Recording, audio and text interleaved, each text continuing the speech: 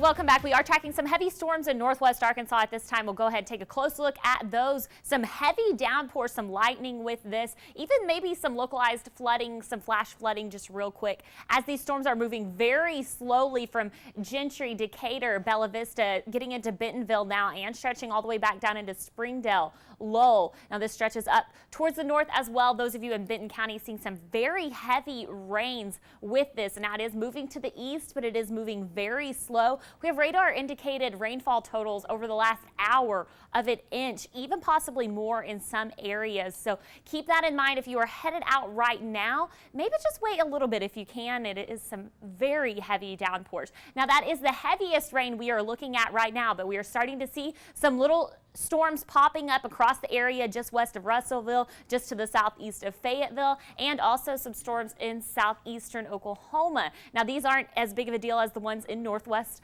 Arkansas, but you can see some rain in Tallahena and Clayton and back off to the west of McAllister. Now we will be seeing more rain throughout the afternoon. Those pop-up showers are going to start popping as we just saw on the large view of radar, and when they do, they could become strong. Some very heavy downpours and lightning with those, like the one in northwest Arkansas.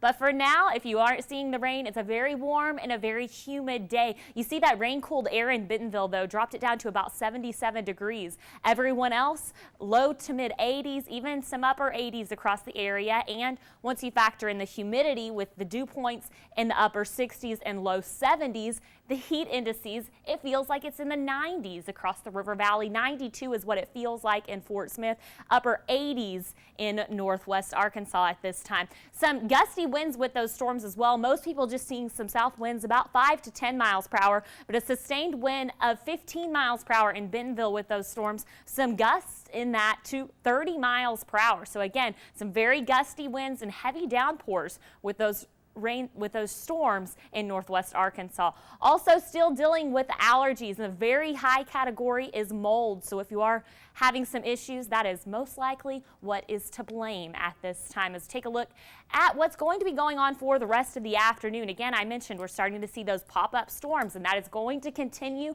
The coverage is going to increase greatly as we head into the afternoon. This is by 3 p.m. But once the sun goes down, we lose that daytime heating. Those storms start to clear out of our area, mostly dry overnight, and then as we head into tomorrow, it will be a very similar day to today. A few scattered showers around early, but the best chance for rain doesn't arrive until we head into the afternoon. As you can see, that coverage very much increases in the afternoon for tomorrow. What we are looking at for today, though, some very warm temperatures, 86 in northwest Arkansas, 90 in the River Valley. It feels warmer than that with the humidity, and we will start to see more coverage of those storms in our area. Overnight, mostly dry, mild temperatures, and then tomorrow, very similar to today with the hot and humid conditions, and the afternoon storms. We'll see 83 for a high in northwest Arkansas, 87 in the River Valley. And as we take a look at your 7-day forecast, we have the storms this afternoon and again tomorrow, and then our rain chances start to dwindle as we head into the late part of the week and into the weekend. Weekend for now does look dry and quite warm for the River Valley today. Again, we'll see 90. It already feels warmer than that out there once you factor in the humidity. And as we go into the later part of the afternoon, we're going to see those storms start popping up in more areas. Expect some very heavy downpours and some gusty winds with that, and maybe even some localized flash flooding, just that kind of urban flooding, in your neighborhood. Not too big of a deal, but you want to be careful as you're headed out there. Sure, and as we've mentioned, it's never too bad to get some rain leading up to 4th of July because people want those burn bans out of the way if they want to shoot off the fireworks. That's exactly right. We shouldn't have to worry anything about burn bans. Let the ground soak up the rain. All right, Shelby, thank you.